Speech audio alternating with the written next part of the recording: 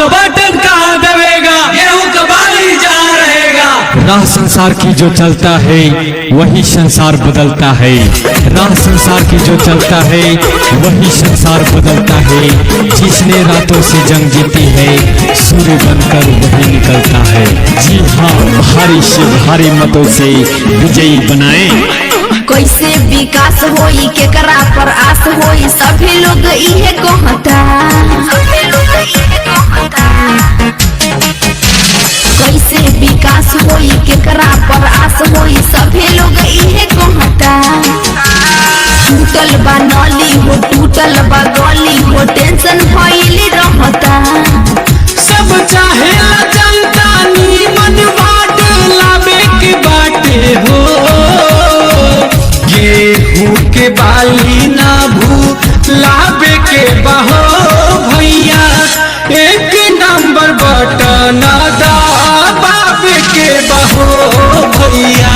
गेहूं के बाली ना भूलावे के बहो भैया। ये चाची ये बहनी सुना, गेहूं का बाली छाप, गेहूं का बाली छाप पर बटन दबाकर भारी मतों से विजयी बनाए।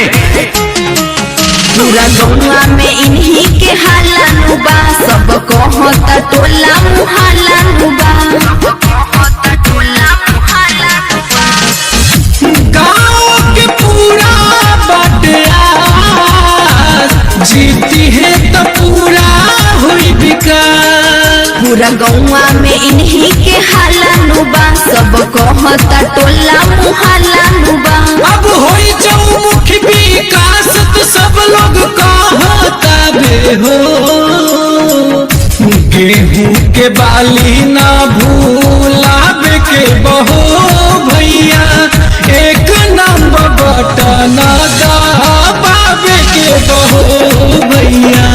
गेहूं के बाली ना भूलावे के बहो भैया, एक नंबर बटन दबावे के बहो भैया।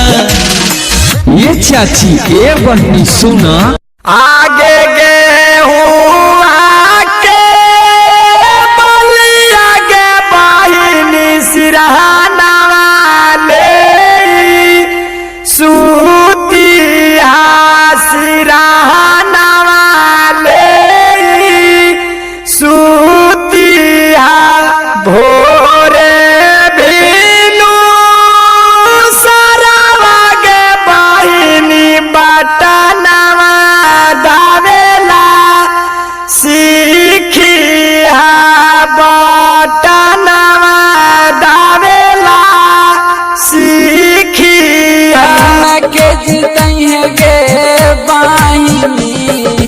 गेहूं बाली छपे हई नगर निशानावा बटनवा दबई है गे बाहिनी।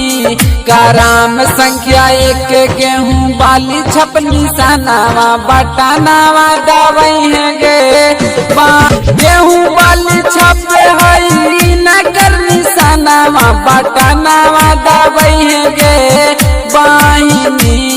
कराम संख्या एक गेहूं बाली छप निशानावा बटनावा दबई है गे इनकलाब जिंदाबाद जिंदाबाद जिंदाबाद, इनकलाब जिंदाबाद जिंदाबाद जिंदाबाद जिंदाबाद जिंदाबाद। क्यों पड़े हो चक्कर में, कोई नहीं है टक्कर में। क्यों पड़े हो चक्कर में, कोई नहीं है टक्कर में। किया के मई जाना से हथवा जोड़ी वोट मांगा हाथी नना। गलियानी घूमा लेके गेहूं बाल छपनी साला चाची उहे बरदा बाई करमन संग बनसीरा हनवा गे बाई से गेहूं के बल परदा बिहावा तनवा गे बाई। न घुसा खोरवन के भागई हागे चाची, अगे चोरवन बाई मनवन के भागई हागे चाची। अगे गेहूं के बाली छपनी सनवा गे चाची। अगे क्रम संख्या एक बटन दबई हागे चाची।